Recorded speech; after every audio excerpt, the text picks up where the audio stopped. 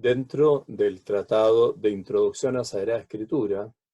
hemos pasado lo que corresponde a la importancia de la Biblia,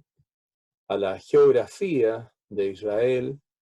la historia de Israel y cómo se fueron formando los libros bíblicos, inspiración, y ahora nos corresponde a ver canon, porque se trata de ver cuál es la lista de los libros inspirados, de los libros bíblicos. La palabra griega canon significa una vara y de ahí pasó a significar una regla, una medida, y por eso se usa ese concepto en derecho canónico, canon de la misa, canonizar a un siervo de Dios, y también canon bíblico, que es la lista de los libros inspirados. Los libros canónicos son los libros inspirados por Dios, que contienen la revelación divina y son la regla de verdad, de fe, de vida, y son los únicos que se pueden proclamar legítimamente en la liturgia cristiana. El primer texto, el primer autor donde aparece este concepto canon aplicado así para el canon de los libros bíblicos es San Atanasio, hacia el año 350, donde habla que el pastor de Hermas no forma parte del canon. Y también en su carta festiva, la número 39, Atanasio contraponía a los libros que están incluidos en el canon, la canexomena, transmitidos y considerados como sagrados, a otros libros denominados apócrifos, que los herejes confundían con los libros divinamente inspirados de la Escritura. A partir del siglo IV, ya el término canon aplicado en este contexto aparece bastante frecuentemente, y así el concilio de la Odisea, en el canon 59, este concilio del año 360 o 363, habla de salmos privados que no se deben leer en la iglesia, los mismos que los libros no canónicos, sino solamente los libros canónicos del Nuevo y del Antiguo Testamento. Bueno, para la Iglesia católica, los libros del Antiguo Testamento se dividen en protocanónicos, que son 39 libros, y deuterocanónicos, que son 7 libros, son los libros de Tobías, Judith, primero y segundo Macabeos, Sabiduría Eclesiástico o Siracia, Baruch y las partes griegas de Esther y Daniel. Esta distinción y este concepto de deuterocanónico fue introducido por el teólogo Sixto de Siena del siglo XVI, y no implica que los libros protocanónicos sean más canónicos que los deuterocanónicos que fueran canonizados anteriormente, sino simplemente reconocer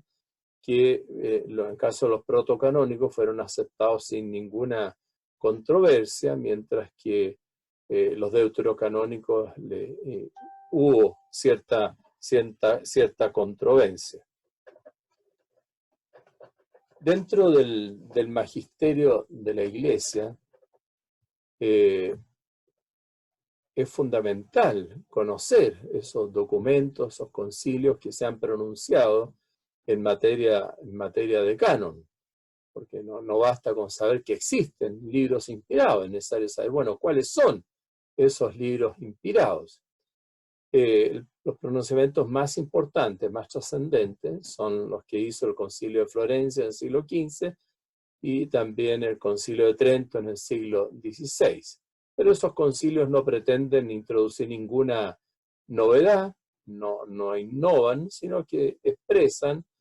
fielmente una certeza ya antigua que viene de toda la tradición. Y de hecho, concilios regionales antiguos del siglo IV, como los concilios de Hipona, en el año 393, concilio de Cartago en el 419, dan ya una lista de los libros del Antiguo y del Nuevo Testamento que testimonia la fe de la Iglesia. Y a partir del siglo VI ya no hay voces discordantes. Entre los papas los más antiguos que se pronunciaron fue el Papa San Dámaso, que fue Papa entre el 366 y 384, que fue el Papa que encargó a San Jerónimo la preparación de un texto fiel de los libros sagrados en latín y que dio origen a la Vulgata. El Papa San Dámaso se pronunció sobre el canon, sobre la lista de los libros sagrados. Y después también lo hizo el Papa Gelasio I, Papa del 492 a 496, y esa lista va a ser repetida sin variaciones por el Concilio de Florencia en 1441 y por el Concilio de Trento en 1546. En la historia de la Iglesia, la mayoría de los escritores se basan en estos libros y los considera inspirados. Incluso los herejes también se tratan de demostrar que sus teorías coinciden con estos libros inspirados. Bueno, en la antigüedad cristiana, en la era antigua, hay listas, hay canon. Ya en el siglo II está el canon de Muratori, que vamos a mencionar, muy importante, el siglo II.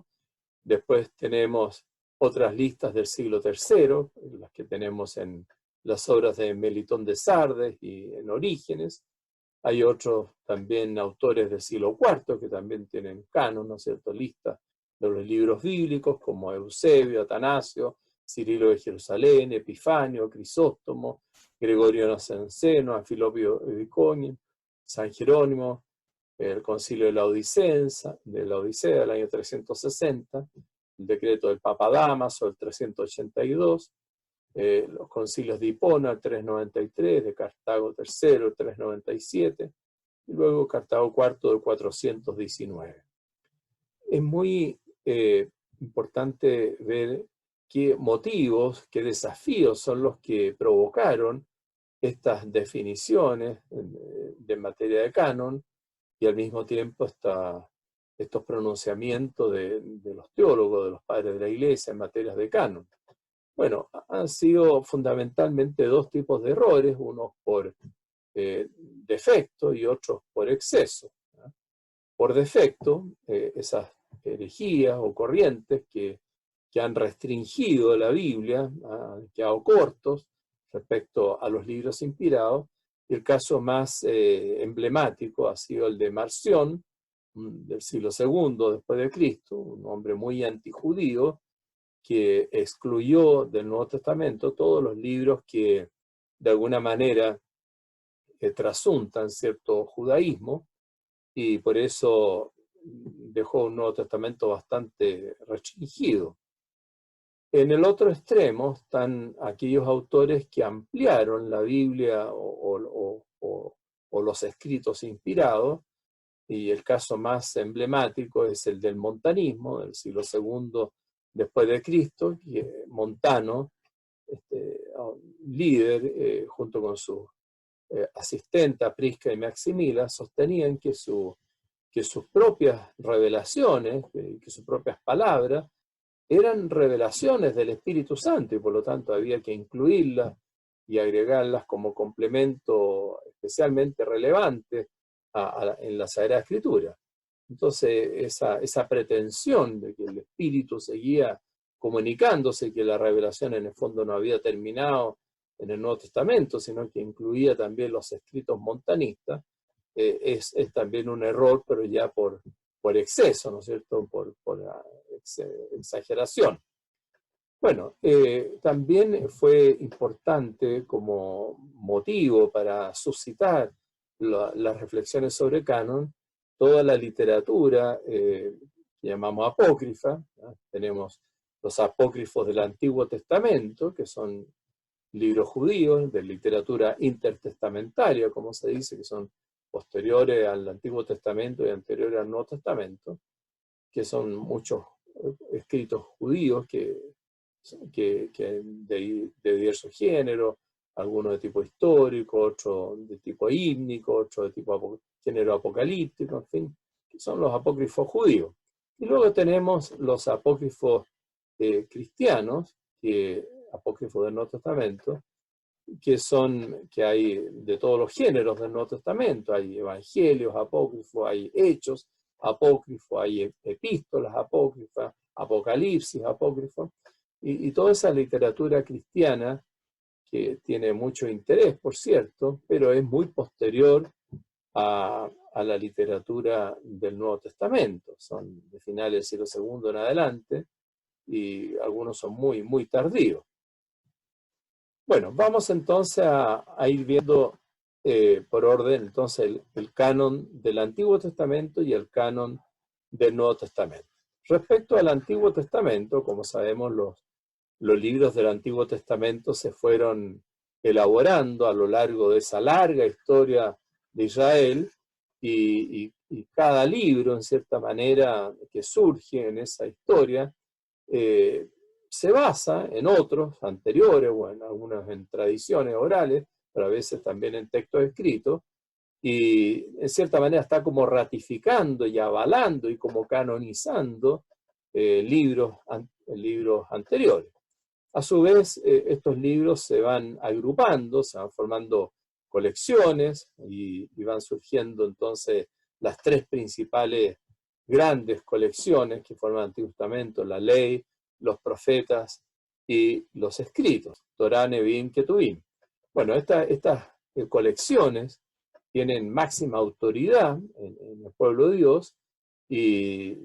autoridad religiosa, por cierto, pero también cierta autoridad civil. Es notorio como hito lo que pasó el año 622 con la reforma religiosa de Josías, que está narrada en Segunda Reyes 23, donde ahí se hace, basado en el Deuteronomio y avalando el Deuteronomio, toda una serie de medidas civiles que tienen tanta importancia en esa reforma religiosa. Bueno, entonces la Sagrada Escritura misma avala otros textos. Por ejemplo, Josué 24,26 habla de el libro de la ley de Dios. Entonces hay un Sefer, Torá. Entonces este Sefer, ¿no es cierto?, este libro tiene esa veneración, bueno, un hecho que ayudó mucho en el proceso de la canonización y en el reconocimiento de los libros inspirados, obviamente fue el exilio en Babilonia, donde los israelitas vieron cumplidos los oráculos proféticos,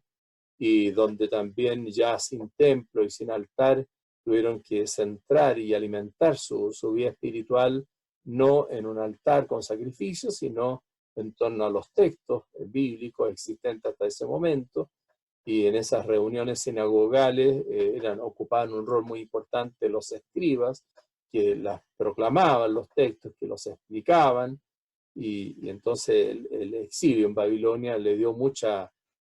adhesión al pueblo de Dios a los libros sagrados.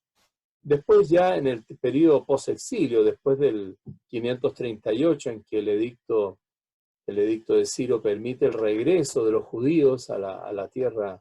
de Israel, entonces el pueblo se vive cada vez más alimentado por la Torá, y la Torá tiene validez incluso como ley del Estado, permitida y ratificada por las autoridades persas. Entonces, y eso se va a difundir, y se va a imponer también a todos los judíos y a los samaritanos también, con el consentimiento de las autoridades persas. Después, en la época griega, después de las campañas de Alejandro, de 333, en la época griega, ya al final del Antiguo Testamento, autores como el Eclesiástico, es notable que, por ejemplo, en el prólogo que puso el traductor, que es el nieto del autor, el nieto de Jesús ben Sirá, en el prólogo a su obra, a su traducción, ahí menciona 3 veces la ley, los profetas y los demás escritos que le han seguido. Entonces ya está estructurada, está como canonizada la Biblia, entonces está se estructura, ¿no es cierto?, esas tres partes, ¿no? La ley, los profetas y los demás escritos, lo cual muestra que ya está bastante configurado todo el conjunto. Y bueno, en ese mismo libro del Eclesiástico se hace el elogio a los profetas y aparecen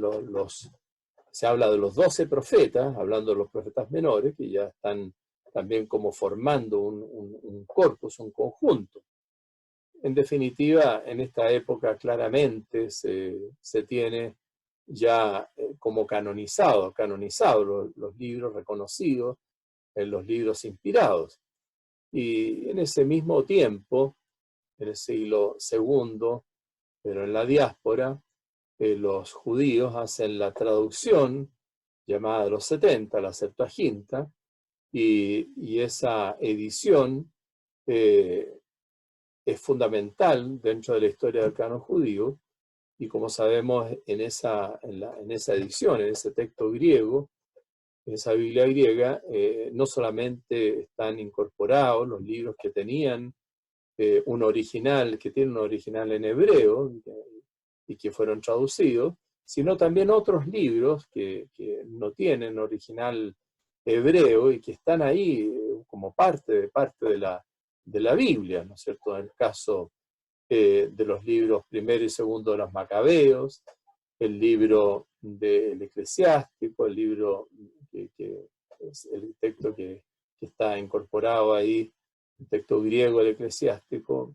es un texto también deuterocanónico, y lo mismo el libro de la Sabiduría, que dentro del proceso de gestación de la Septuaginta, el libro de la Sabiduría es de lo más tardío, porque fue escrito en torno al año 50. Y también las partes griegas, que es del libro de Daniel y del libro de Esther. Entonces son deuterocanónicos que están también en la Septuaginta y que no estaban y no están en la Biblia hebraica. Así que se ve que en la diáspora, en el extranjero, que los judíos de habla griega tienen una visión más amplia y eso les lleva a tener una apertura y es lo que ya hablamos del canon largo. El canon largo del Antiguo Testamento es el canon que incluye los deuterocanónicos y que es el canon que recibió el cristianismo. El cristianismo heredó la Biblia, o sea, el Antiguo Testamento lo heredó de los judíos de la diáspora y esos son los libros que se reconocen en el cristianismo. Bueno, los judíos de Palestina, el judaísmo palestinense, se cierra filas, digámoslo así, en torno a lo hebreo y solamente va a quedarse con los libros bíblicos hebreos. Y eso se puede ver especialmente en Flavio Josefo, en su obra Contrapión, 1,8, y ahí enumera que hay 22 libros inspirados y los distribuye en los tres grupos. Entonces, Flavio Josefo es un referente de este judaísmo palestinense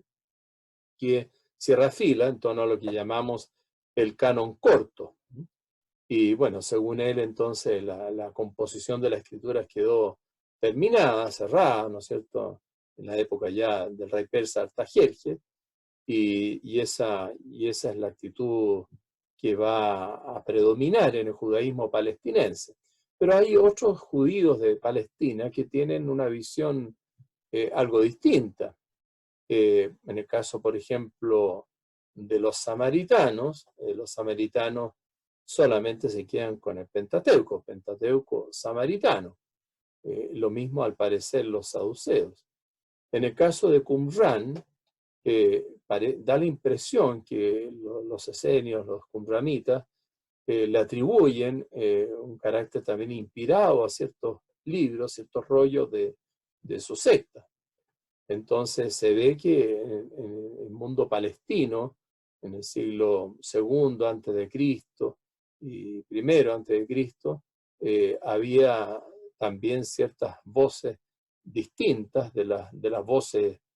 judías que se manifestaron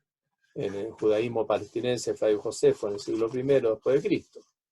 Un hecho muy importante para el mundo judío fue lo que ocurrió en Yamnia, en Yavné,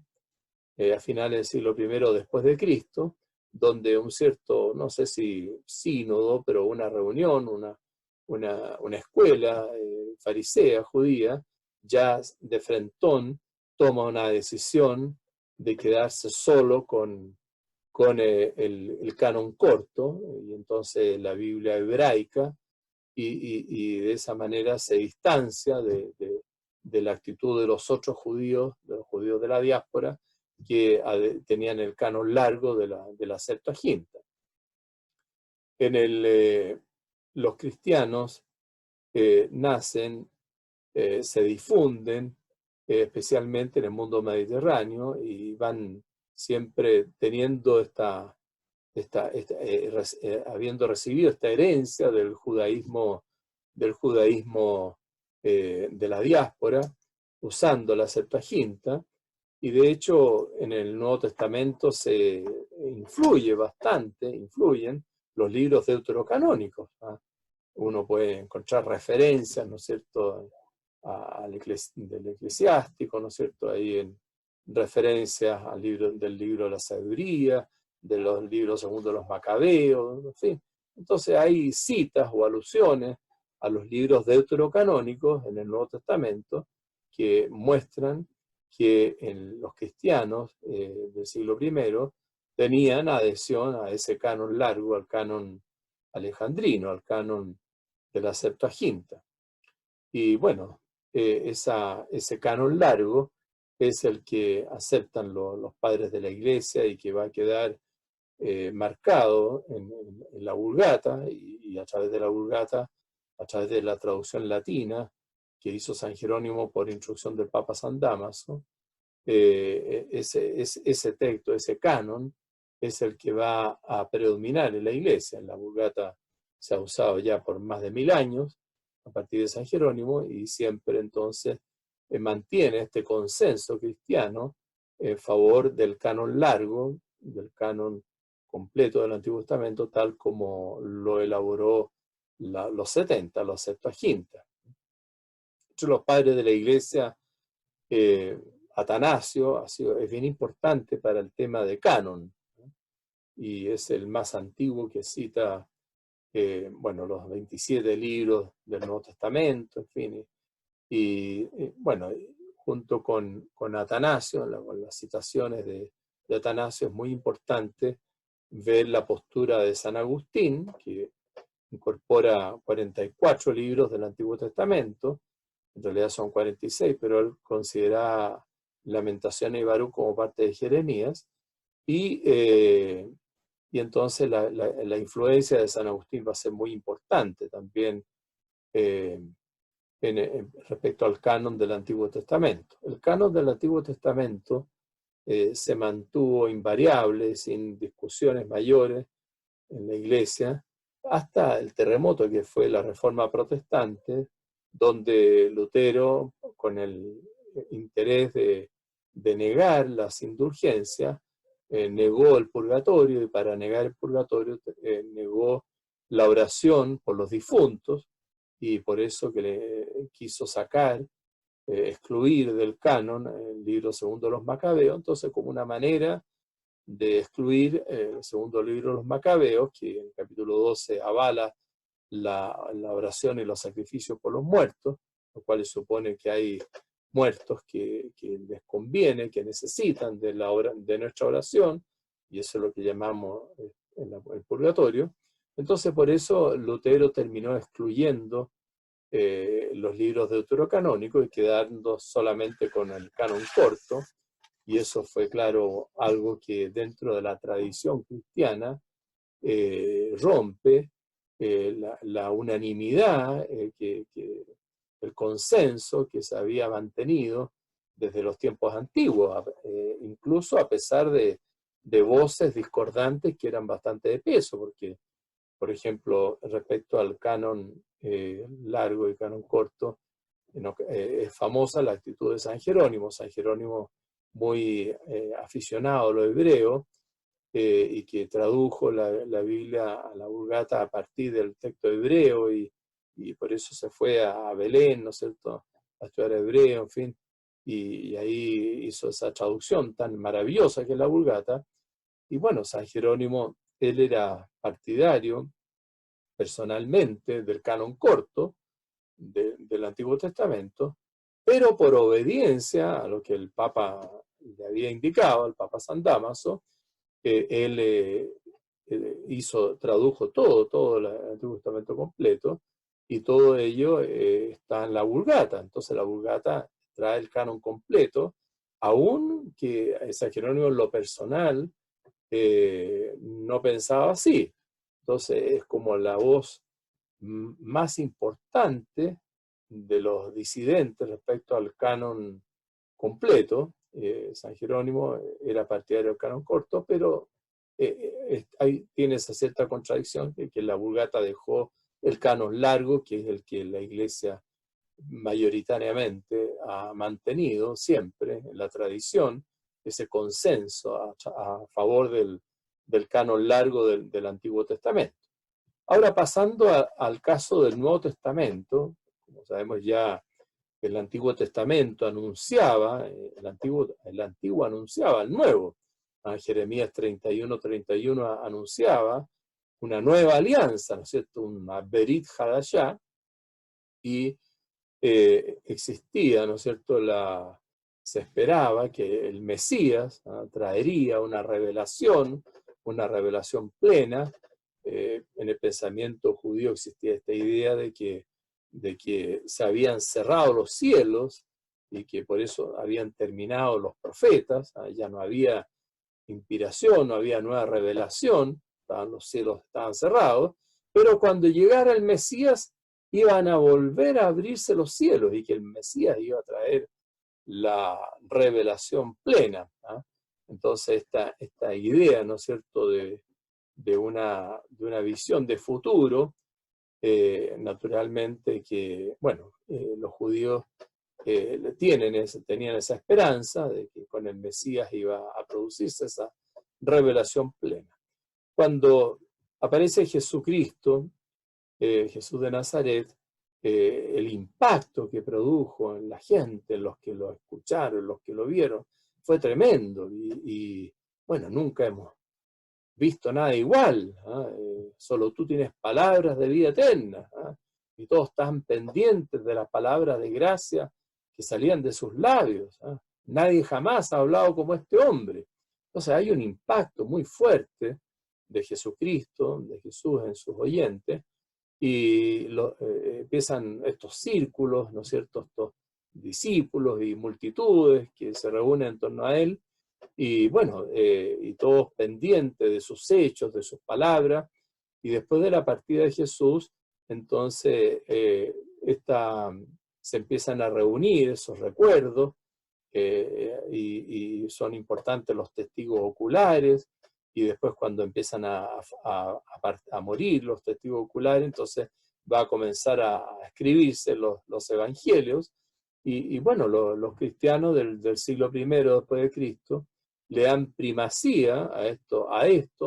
evangelio, a los evangelios por sobre los escritos del Antiguo Testamento, porque se ve que aquí está la plenitud de la revelación. Entonces, toda esta literatura, la literatura cristiana que surge ahí, los 4 evangelios, los hechos, las cartas, el Apocalipsis, en fin, tiene más autoridad que los escritos del Antiguo Testamento. Entonces, en la conciencia cristiana, la literatura, estos 27 libros del Nuevo Testamento, pasan a tener primacía, prioridad. Y pronto se van agrupando las cartas. Es muy interesante respecto, por ejemplo, a las cartas de San Pablo, lo que dice 2 Pedro 3,15. Dice ahí el autor de 2 Pedro: la paciencia de nuestro Señor, juzgadla como salvación, como os lo escribió también Pablo, nuestro querido hermano, según la sabiduría que le fue otorgada. Lo escribe también en todas las cartas cuando habla de ellas, de esto, aunque hay en ellas cosas difíciles de entender que los ignorantes y los débiles interpretan torcidamente, como también las demás escrituras para su propia perdición.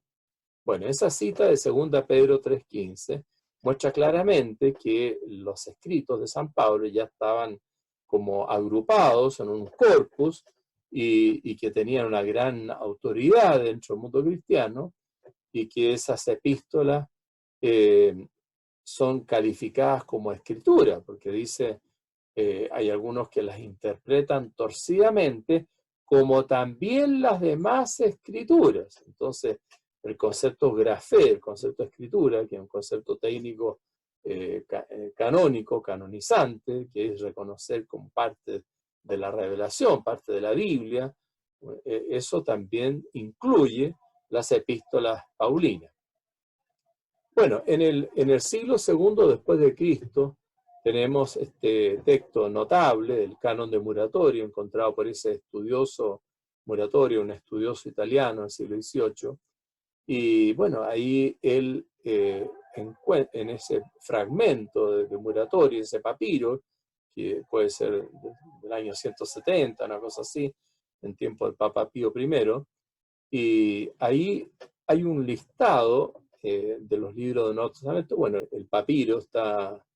roto en la primera parte, y por eso lo que queda visible dice: el tercer evangelio es el de Lucas. Entonces ya se presupone que antes ha hablado de los otros evangelios. Y continúa la enumeración, que curiosamente dentro de los libros del Nuevo Testamento incluye el libro de la sabiduría, que es del libro del Antiguo Testamento, pero bueno, es tan reciente que parece como si fuera del Nuevo Testamento.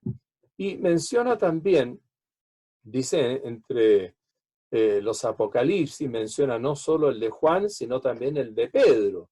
Pero es interesante que sabe que el Apocalipsis de Pedro no tiene la misma aceptación entre los cristianos, y hay algunos que no quieren que sea leído en la iglesia. Entonces, bueno, efectivamente ese Apocalipsis es apócrifo, y es del siglo II, pero apócrifo, y no es parte del canon. Bueno, pero es interesante que Muratori plantea ese problema concreto y puntual que afecta al Apocalipsis de Pedro, y luego menciona esta literatura gnóstica que ha surgido abundantemente en el siglo II, ¿no es cierto?, en los textos de Valentín, de Basile, de Carpócrates, en fin, todos los libros gnósticos, los gnósticos. Y el gnosticismo produjo una literatura muy, muy especial, muy sincretista, y eso evidentemente fueron rechazados, y el fragmento de Muratori muestra que tienen que ser rechazados y que no son parte de la Biblia, no son parte del canon, porque no hay que confundir la miel con la hiel. Entonces es muy, muy interesante el pronunciamiento del canon de Muratori en el año 170, o sea, tan pronto, ¿no? Siglo II después de Cristo. Bueno, hay algunos libros del Nuevo Testamento que tuvieron ciertas dificultades para ser admitidos en el canon, para ser recibidos como parte de la Biblia, por distintos motivos, ¿no? Por ejemplo, la epístola a los hebreos tuvo dificultades porque muchos negaban su autoría paulina. Entonces, bueno, es un tema controversial y que también por lo demás es secundario, si es paulino o no es paulino, si es proto-paulino, deutero-paulino, todo eso. Lo importante es lo que enseña, pero bueno, de todas maneras, las discusiones sobre el carácter paulino, sobre la autenticidad o no paulina, eso le perjudicó a la aceptación, a la canonización de la carta a los hebreos. La carta de San Judas sufrió también retraso en su admisión en el canon, y tuvo cierta oposición porque cita algunos apócrifos judíos, como la Asunción de Moisés, los testamentos de los 12 patriarcas, libros de Enoc. Entonces esos libros judíos intertestamentarios o apócrifos judíos son citados ahí en la carta de Judas, la carta de San Judas, y eso perjudicó a esa epístola y le hizo más difícil su ingreso en el canon. Otros, como el caso de la tercera carta de Juan, tuvo dificultades también en su admisión al canon, porque es tan cortita y tan poco usada, que no se usaba prácticamente nunca, se leía en liturgia. Entonces eso, claro, le dificultó el asentimiento, la adhesión a ella, y eso hizo que entrara más tardíamente en el canon. El Apocalipsis de San Juan tuvo problemas hasta el siglo V, incluso tuvo ciertas dificultades, porque parecía que avalaba el milenarismo, ¿no es cierto? En el capítulo 20 el Apocalipsis parece indicar, bueno, esto del reino de 1000 años, que esta teoría quiliasta, milenarista, que abundó bastante, sobre todo en el siglo II y III después de Cristo. El milenarismo sostenía que Jesucristo iba a volver a la tierra y que iba a instaurar un reino terreno, pero glorioso, pero terreno, y solo después de esos 1000 años iba a ser el fin del mundo. Entonces, bueno, esa teoría, con todos sus matices, milenarismo, semi-milenarismo o cuasi milenarismo, en fin, ahí está excluido, de eso, no forma parte de la revelación, y eso perjudicó al propio Apocalipsis, le perjudicó porque parecía que estaba avalando el milenarismo. Entonces se ve que hay algunos libros del Nuevo Testamento que tuvieron un poco más de dificultad para ser admitidos en el canon de los libros inspirados. Bueno, como hemos dicho, el canon ya quedó claramente a nivel del magisterio de la Iglesia, el canon del Nuevo Testamento también muy claro, muy fijado, y el canon bíblico tiene como hechos en momentos principales dentro del magisterio de la Iglesia el Concilio de Florencia, que en la bula Cantate Domino de 1442, un documento que es de unión, ¿no es cierto?, con los cristianos orientales, con los coptos jacobitas. Entonces ahí reconoce 46 libros del Antiguo Testamento y 27 libros del Nuevo Testamento, o sea, un total de 73 libros. Eso enseñó claramente y explícitamente el Concilio de Florencia. Por su parte, el Concilio de Trento tuvo que discutir el tema del canon por razón de la controversia protestante, y el Concilio de Trento en la cuarta sesión, en el documento, ¿no es cierto?, de Canonicis Scripturis, admite igualmente 73 libros sagrados y canónicos. Dice, con todas sus partes, son inspirados por el Espíritu Santo, incluyendo ahí claramente, por supuesto, los deuterocanones. Después los demás concilios posteriores, Concilio Vaticano I, de nuevo, ¿no es cierto?, retoman los mismos pronunciamientos del Concilio de Florencia,